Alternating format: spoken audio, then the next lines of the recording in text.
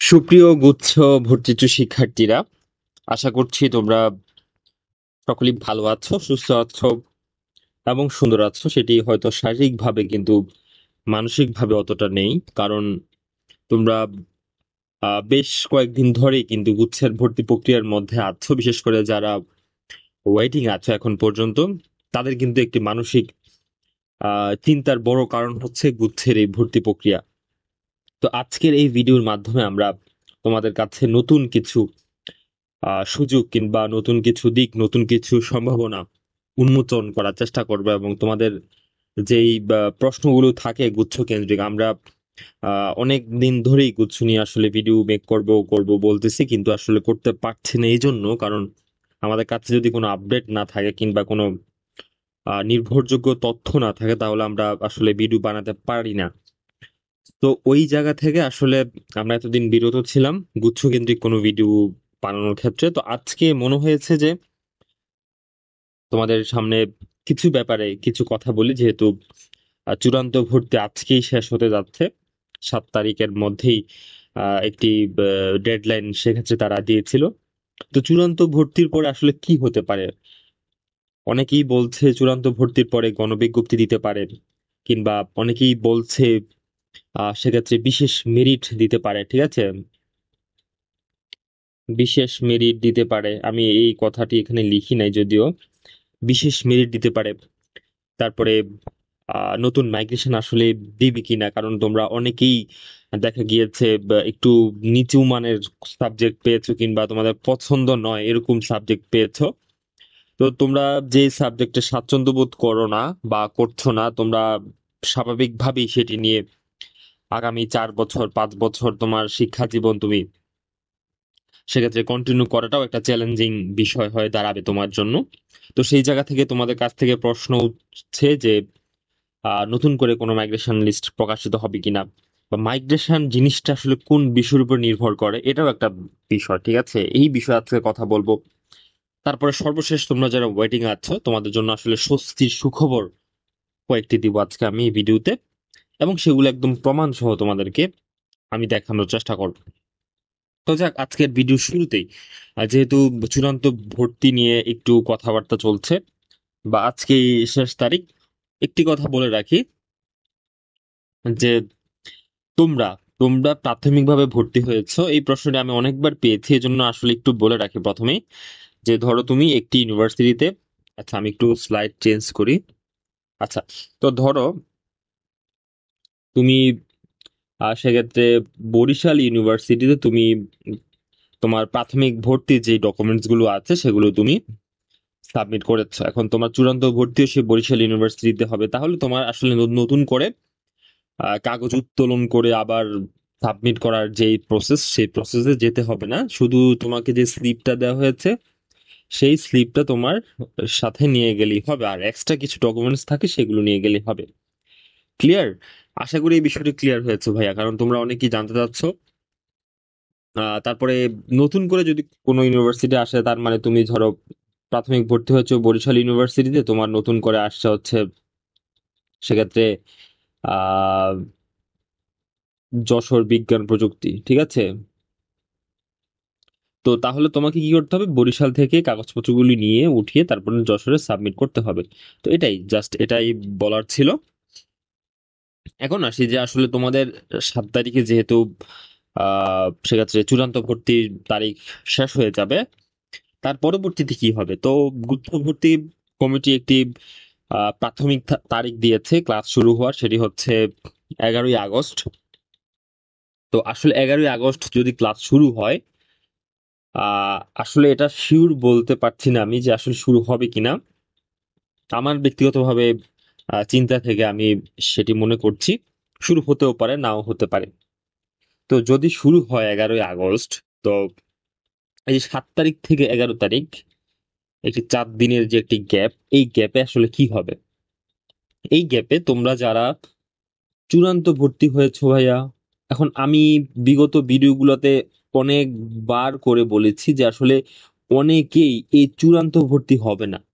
ঠিক আছে, সে প্রাথমিক ভর্তি হয়েছে কিন্তু চূড়ান্ত ভর্তি সে হবে না। কেন হবে না? কি জন্য হবে না, ওই ফ্যাক্টরস গুলো ওখানে আমি আলোচনা করেছি। ঠিক আছে, আবারও একটু এট এ গ্লান্স তোমাদেরকে বলে যাই, কারণ আমার ওই ভিডিওগুলো হচ্ছে দেখাচ্ছে, তুমি জাস্ট এখানে 1 মিনিট একটু শুনে রাখো যে কেন আসলে এই বিষয়গুলো হয়। প্রাথমিক ভর্তির ক্ষেত্রে ভাইয়া অনেক ছোট্ট একটি ফি দেওয়া লাগতো, এটা আসলে ছোটও না বলা চলে, 5,000 টাকা। এটা তোমার স্টুডেন্ট লাইফে খুব ভালো একটি অ্যামাউন্ট। কিন্তু ভাই চূড়ান্ত ভর্তির সময় এই অ্যামাউন্টটি আসলে 2 গুণ 3 গুণও পর্যন্ত হয়ে যায়, এই একটা বিষয় থাকে। আবার দেখা যায় যারা প্রাথমিক ভর্তি হয়েছে তাদের অন্যান্য ইউনিভার্সিটিতে সেক্ষেত্রে ভালো সাবজেক্ট এসেছে, তো সে পরবর্তীতে ওই ইউনিভার্সিটিতে চলে যায়, চূড়ান্ত ভর্তি সে আর হয় না। ঠিক আছে, অন্যান্য ইউনিভার্সিটি যেগুলো আছে তাদের কিন্তু ভর্তি কার্যক্রম এখনো চলমান আছে। আমি এই বিষয়ে আসছি কিছুক্ষণ পরে। তো এই কারণে তারা চূড়ান্ত ভর্তি আসলে সম্পূর্ণ করে না, বা আরো পারিপার্শ্বিক বিভিন্ন কারণ থাকে। ঠিক আছে, তো আমি এই ব্যাপারে আলোচনা করেছি। আচ্ছা, তো এটা আজকে আমার আলোচনার বিষয় না, কারণ চূড়ান্ত ভর্তি ইতিমধ্যে শেষ হয়ে গেছে। আচ্ছা, তো এই যে 4 দিন সময় নিচ্ছে গুচ্ছ কমিটি, 7 তারিখ থেকে 11 তারিখ, আমি যদি ধরেও নি 11 তারিখ ক্লাস শুরু হবে, এই 4 দিনে তারা দেখবে যে আসলে চূড়ান্ত ভর্তি এবং প্রাথমিক ভর্তির রেশিও কত। ঠিক আছে, ধরো প্রাথমিকভাবে ভর্তি হয়েছে লেটস সে 20,000 স্টুডেন্ট, ঠিক আছে। এখন চূড়ান্তভাবে ভর্তি হয়েছে তোমার 18,000 স্টুডেন্ট।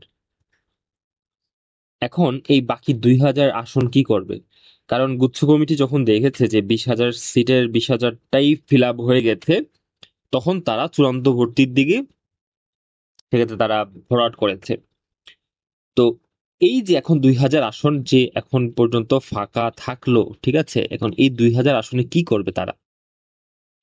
তারা তখন চিন্তা করবে যে আসলে কোন কোন ইউনিভার্সিটিতে এই আসনগুলো ফাঁকা আছে। এখন যদি দেখে যে না, খুব কম সংখ্যক আসন আসলে প্রতিটি ইউনিভার্সিটিতে ফাঁকা আছে, তাহলে তারা মেরিট দিবার একটা বিশেষ মেরিট। ঠিক আছে, এবং এই মেরিট দেওয়ার আগে আরেকটি মাইগ্রেশন হবে। মাইগ্রেশন হবে কেন? কারণ মেরিট তখন দিতে সুবিধা হবে।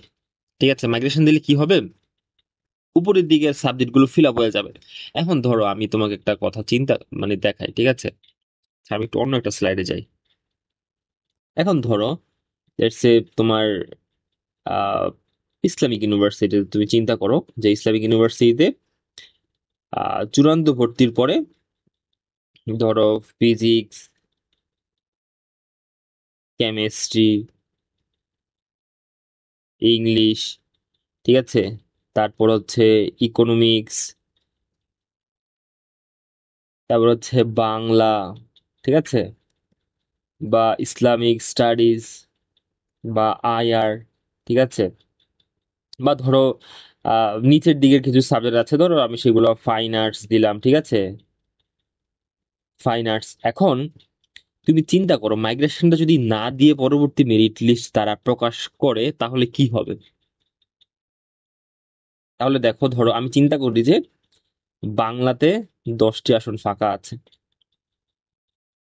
ঠিক আছে, ফাইন আর্টসে আছে ধরো 2টি, ইসলামিক স্টাডিজে আছে ধরো তোমার সেক্ষেত্রে 5টি, তারপরে ইংলিশে আছে ধরো তোমার 3টি। হুম, এখন ধরো ইকোনমিক্সে ধরো আছে 1টি, ঠিক আছে, কেমিস্ট্রিতে ধরো আছে 2টি, এরকম সব বিভাগই ধরো আমি ধরে নিলাম বোঝানোর সুবিধার্থে যে এরকম করে আসন ফাঁকা আছে। এখন ভাইয়া ফাইন আর্টস যে পেয়েছে, ফোকলোর যে পেয়েছে, মিউজিক বা আদার্স যে সাবজেক্টগুলো পেয়েছে ইউনিভার্সিটি, আমি জাস্ট এখানে বোঝানোর জন্য বলছি, এখানে যে কোনো ইউনিভার্সিটি হতে পারে। তো এই সাবজেক্টগুলো যে পেয়েছে সে স্বাভাবিকভাবেই সে বাংলা যে পেয়েছে সে চাবে যে সে ইংলিশটা পড়ুক। তার মানে কি হবে? বাংলার মাইগ্রেশন হয়ে যখন ইংলিশে যাবে তখন বাংলার আরো, সেক্ষেত্রে ইংলিশে যে 3টা আসন সেখানে অ্যাড হবে বাংলাতে। তার মানে ইংলিশের আসনগুলো ফিল আপ হয়ে গেল উপরের দিকে, মানে উপরের গুলো সব ক্লিয়ার হয়ে নিচের দিকে থাকবে আসন ফাঁকা। ঠিক আছে, বুঝতে পারছো? এটা হচ্ছে কি তোমার ভর্তি প্রক্রিয়ার সুবিধার্থে। ঠিক আছে, এই কথাটা হয়তো তোমাদেরকে অন্য কেউ বলবে না, কিন্তু আমার এই জিনিসটা তোমাদের কাছে বলার উদ্দেশ্য একটাই, সেটা হচ্ছে এই চূড়ান্ত ভর্তির পরে যখন দেখবে যে আসলে ইউনিভার্সিটিগুলোর মধ্যে আসন ফাঁকা আছে এবং খুব ভালো সংখ্যক একটি আসন ফাঁকা আছে, তখন হচ্ছে তারা সেক্ষেত্রে মেরিট দিবে। ঠিক আছে, তখন তারা বিশেষ মেরিট তারা প্রদান করবে। ঠিক আছে, তো এখন এই বিশেষ মেরিটের আগে অবশ্যই একটি মাইগ্রেশন তারা সেক্ষেত্রে সম্পূর্ণ করবে। মাইগ্রেশন সম্পূর্ণ করলে কি হবে, তাদের ভর্তি প্রক্রিয়া তাদের সুবিধার্থে মাইগ্রেশন তারা দিবে, তোমাদের সুবিধার্থে না ভাইয়া, বুঝছো? কারণ গুচ্ছ কমিটি আসলে শিক্ষার্থীদের কথা কতটুকু ভাবে সেটা একটি বড় প্রশ্ন। ঠিক আছে, কারণ বিগত বছরগুলোও তোমরা যারা তোমাদের সিনিয়র আছেন, এসএসসি 24 ব্যাচের শিক্ষার্থীরা, তারাও আন্দোলন করেছে বিশেষ মেরিট দেওয়ার জন্য। ঠিক আছে, শিক্ষার্থী বান্ধব যদি হতো তারা অবশ্যই এই বিষয়গুলো তারা চিন্তা করতো। ঠিক আছে, আচ্ছা, তো যেটি বলছিলাম যে আসলে মাইগ্রেশনের মাধ্যমে কি হবে, উপরের দিকের সাবজেক্ট গুলো ফিল আপ হয়ে যাবে, তখন জাস্ট নিচের দিকে কিছু সাবজেক্ট থাকবে, সেগুলো নিয়ে পোলাপান চিন্তা ভাবনা করবে। এই তো গেলো মাইগ্রেশনের বিষয়। এবং আমার যতটুকু মনে হচ্ছে মাইগ্রেশন একটি দিবে, মাইগ্রেশন হবে। ঠিক আছে, তারপরে মেরিট লিস্ট নিয়েও কথা বললাম যে মাইগ্রেশন হলে মেরিট অবশ্যই দিবে। ঠিক আছে, এখন আসি গণবিজ্ঞপ্তি। গণবিজ্ঞপ্তি নিয়ে আমাদের চ্যানেলে একটি বিস্তারিত পূর্ণাঙ্গ ভিডিও আছে। ঠিক আছে, সেইগুলো তুমি বা তোমরা চাইলে দেখে নিতে পারো। আহ তোমরা আসলে বুঝে যাবা গণবিজ্ঞপ্তি কি, কেন দেওয়া হয়, কারা লাভবান হয় গণবিজ্ঞপ্তিতে। ঠিক আছে, কত আসনের বিপরীতে কত পর্যন্ত কল করে। হ্যাঁ, সো এই গণবিজ্ঞপ্তি নিয়ে আমি আর কথা বলবো না, বিস্তারিতভাবে তোমরা ভিডিওতে দেখে নিতে পারবা। আমি জাস্ট এইটুকু বলবো যে গণবিজ্ঞপ্তি আসলে প্রতিটি ইউনিভার্সিটি ইন্ডিভিজুয়ালি তারা দিবে।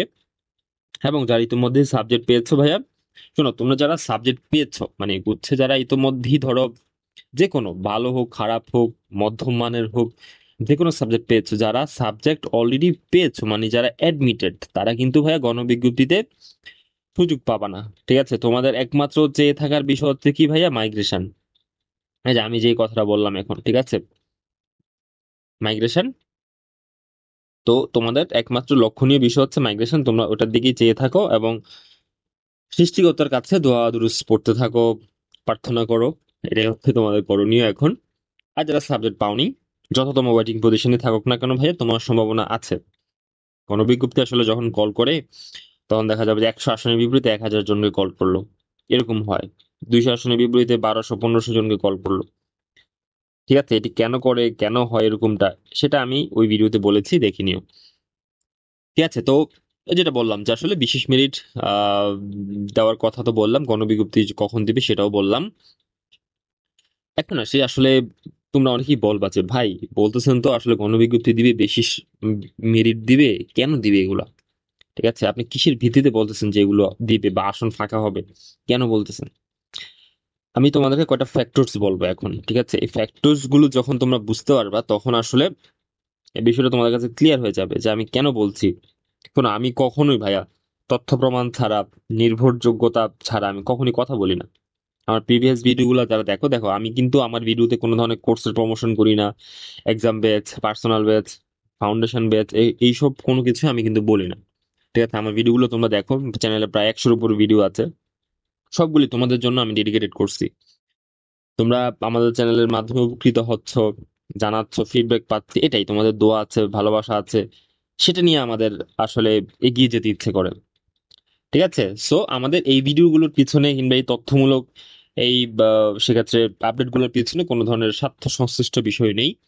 আমরা নিঃস্বার্থভাবেই তোমাদের জন্য এই সকল কাজগুলো করে যাচ্ছি, এবং আমরা সামনে তো সেটি করে যাব। তো তোমরা যারা চ্যানেলে নতুন আছো, বিশেষ করে তোমরা অবশ্যই ভাই চ্যানেলটি সাবস্ক্রাইব করবে। আমরা গুচ্ছ নিয়ে আরো ভিডিও মেক করব সামনে। আসলে গুচ্ছের ভর্তি প্রক্রিয়া হয়তো 11 তারিখ, হয়তো তোমরা ভাবতেছো যে ক্লাস শেষ হলে, আরেকটি বিষয় আমি বলে রাখি, আমি আসলে ভুলে যাচ্ছি একটি একটার পর একটা বলতে গেলে।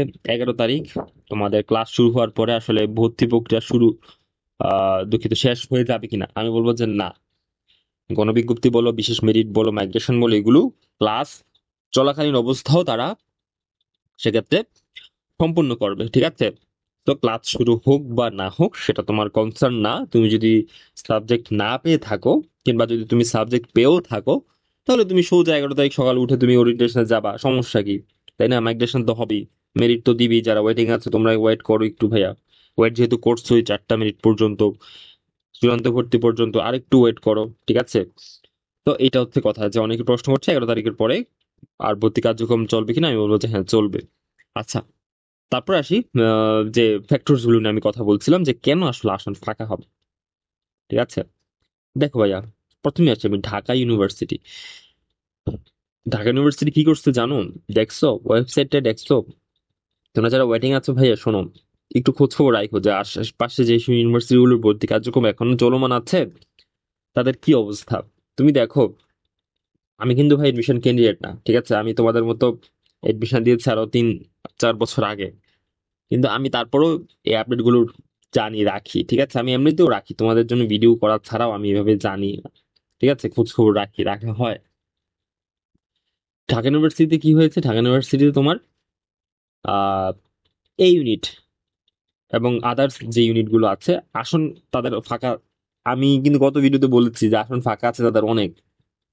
ঠিক আছে, তো সেই ফাঁকা আসনের বিপরীতে সে মেরিট দিবে, মাইগ্রেশন দিবে, সবকিছু দিবে। তোমরা এখন ঢাকা ইউনিভার্সিটির ওয়েবসাইটে যাও, তোমরা দেখতে পারবা। ঠিক আছে, এখনো আছে যে তারা নতুন করে শিক্ষার্থীদেরকে কল করেছে, যারা মাইগ্রেশন অন রেখেছে তারা আসলে কল পাচ্ছে, তাদের সাবজেক্ট মাইগ্রেট হচ্ছে। তার মানে কি হবে? ওই যে বললাম যে সাবজেক্ট মাইগ্রেট হলে কি হয়, এই শিক্ষার্থী উপরে চলে গেল, তার মানে এই শিক্ষার্থীর আসনটা কি হয়ে গেল? ফাঁকা হয়ে গেল। তো এই ফাঁকা আসন কি করবে?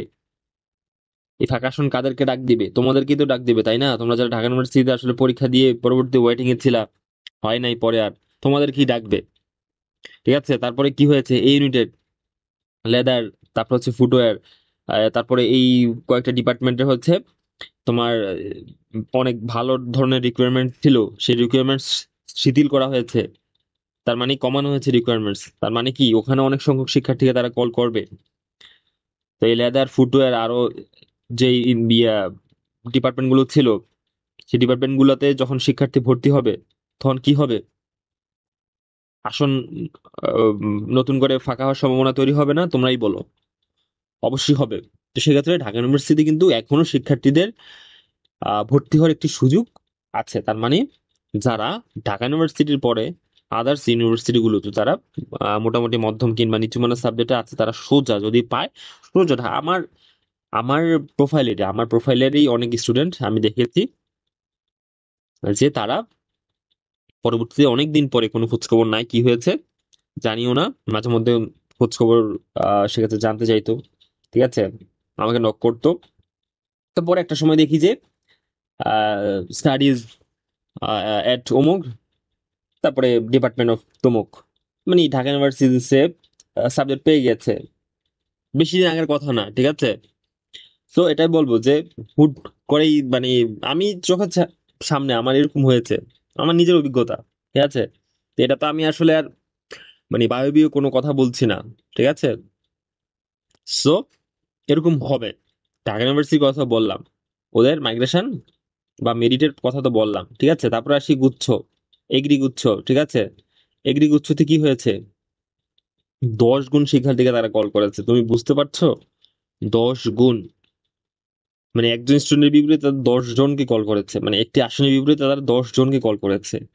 মানে তুমি একটু চিন্তা করে দেখো যে কত সংখ্যক শিক্ষার্থী সেখানে যাবে। ঠিক আছে, আচ্ছা এটি তো গেল। তারপরে জাহাঙ্গীরনগর আমার ইউনিভার্সিটি চতুর্থ মেরিট লিস্ট প্রকাশ করেছে। ঠিক আছে, 120-22 জনের মতো শিক্ষার্থীকে তারা নতুন করে ডেকেছে। এটি যদিও কয়েকদিন আগের কথা, জুলাইয়ের কথা, জুলাইয়ের শেষ সপ্তাহের কথা, কিন্তু তাদের ভর্তি কার্যক্রম কিন্তু এখন প্রায় শেষের পথে। তারপরে সবচেয়ে বড় জেইউ বললাম, সবগুলো ইউনিভার্সিটি নিয়ে বলছি ভাইয়া। তারপরে আসি আর ইউ।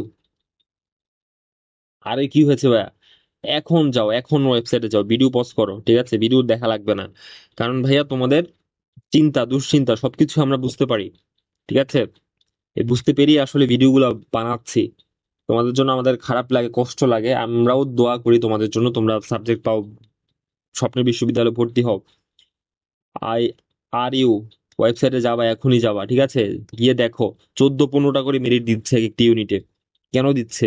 স্টুডেন্ট তারা নতুন করে নিচ্ছে, আসন ফাঁকা হচ্ছে। আসনগুলো ফাঁকা হয়ে কারা ভর্তি হবে? আমরা ভর্তি হব না, তোমরাই ভর্তি হবা।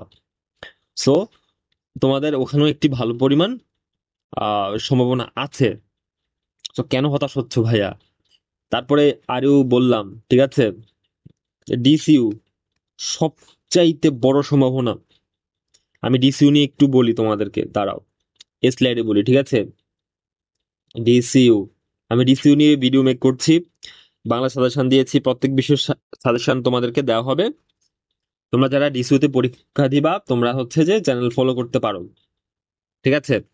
বাংলা সাজেশন ইতিমধ্যেই আমাদের চ্যানেলে আছে। তারপরে আদার্স যে সাবজেক্ট গুলো আছে সেগুলোর আমরা সাজেশন নিয়ে আসবো খুব শীঘ্রই, ঠিক আছে? ডিসিইউ একটি ভালো অপশন, প্রায় 10,000-এর উপরে আসন আছে, 10,000 প্লাস আসন আছে ডিসিইউতে। 10,000 জন কারা? তোমাদের মধ্যেই 10,000 জন যাবে ডিসিইউতে, ঠিক আছে, ভর্তি পরীক্ষা দিয়ে, ঠিক আছে? তার মানে কি, তোমরাই তো ভাইয়া ঘুরে ফিরে সেখানে তোমরাই, নতুন কেউ তো আর আসছে না, তাই না? তো এই জন্য তোমরা যারা ওয়েটিং আছো, আমি আমার ভিডিওর খুব শেষ প্রান্তে চলে আসছি। তোমরা যারা ওয়েটিং আছো ভাইয়া একটু ধৈর্য ধরো, কিছু ফ্যাক্টরস কাজ করছে। আমি যে শিক্ষার্থীদের কথা বললাম ঢাকা ইউনিভার্সিটি তারা ভর্তি হয়েছে, তারা জাহাঙ্গীরনগরেও ভর্তি পরীক্ষা দিয়েছে, ঠিক আছে? কিন্তু মেরিট পজিশন অনেক দূরে ছিল, ঠিক আছে? আমি দেখেছি আমার স্টুডেন্ট, কাছ থেকে দেখেছি, তারা প্রতিনিয়ত আমাকে বিভিন্নভাবে প্রশ্ন করতো, জানতে চাইতো। তো আসলে তাদের কোন সম্ভাবনা ছিল না, হ্যাঁ, এখানে ভর্তি হওয়ার মতো, কারণ জাহাঙ্গীরনগরে জানো সিট অনেক কম, তারপরে অনেক স্টুডেন্ট পরীক্ষা দেয়, এখানে প্রশ্নের প্যাটার্নও আলাদা। তো তারা সেক্ষেত্রে একটু দূরের পজিশনে ছিল, প্রতিনিয়ত আমাকে বলতো। আমার আসলে ব্যক্তিগতভাবেও আমার কাছে খুব খারাপ লাগতো, এবং আমি দোয়া করতাম যে ওরা ওদের স্বপ্নের ইউনিভার্সিটিতে সে ভর্তি হোক। তো দেখো আলটিমেটলি তারা ঢাকা ইউনিভার্সিটিতে ভর্তি হতে পেরেছে, তাই না? এটা কি সুখকর মানে সুখকর বিষয় না? অবশ্যই সুখকর বিষয় তাদের জন্য এবং আমার জন্য। তো এরকম ভাইয়া তারা ধৈর্য ধরেছে, তারা মানে কি বলবো, দাঁতের সাথে দাঁত কামড়ে বসেছিল, ঠিক আছে? ফেসবুকে এখন মানে প্রতিদিন টিএসসি গিয়ে ছবি দিচ্ছে, ঢাকা ইউনিভার্সিটির কার্জন হলের সামনে গিয়ে তারা মানে ফটো ফ্রেমিং করছে, তাই না? এটাই তো জীবন, তাই না? অথচ 1 মাস আগেও 1.5 মাস আগেও তাদের ফেসবুক প্রোফাইলে কিচ্ছু ছিল না, ঠিক আছে? সো এটা ধৈর্যের ফল ভাইয়া, একটু ধৈর্য ধরো, অবশ্যই ভালো কিছু আসছে। ডিসিইউ নিয়ে বিস্তারিত ভিডিও আসছে, ঠিক আছে? ডিসিইউর প্রস্তুতি নিয়ে শেষ 15 দিন কিভাবে প্রস্তুতি নিবা সে বিষয়ক ভিডিও আসছে। এবং এই 7 তারিখ এবং 11 তারিখ, এই 4 দিন যে কাজগুলো হবে, গুচ্ছ কমিটি যেই প্রসেসগুলো তারা কন্টিনিউ করবে, যে প্রসেসে তারা আগাবে, সেই বিষয়ে আমরা আপডেট নিয়ে আসবো খুব শীঘ্রই। তোমরা যারা চ্যানেল নতুন আছো ভাইয়া তোমরা চ্যানেলটি অবশ্যই সাবস্ক্রাইব করবা, এবং যারা পুরাতন আছো তোমাদের জন্য দোয়া ভালোবাসা সবকিছু। আজকের ভিডিও এই পর্যন্তই, তোমরা সকলে ভালো থাকো, সুস্থ থাকো, নিজের খেয়াল রাখো, সৃষ্টিকর্তার কাছে একটু প্রার্থনা করো, আর পরিবারের সাথে সুসম্পর্ক বজায় রাখো। আজকের ভিডিও এ পর্যন্তই, ধন্যবাদ সবাইকে।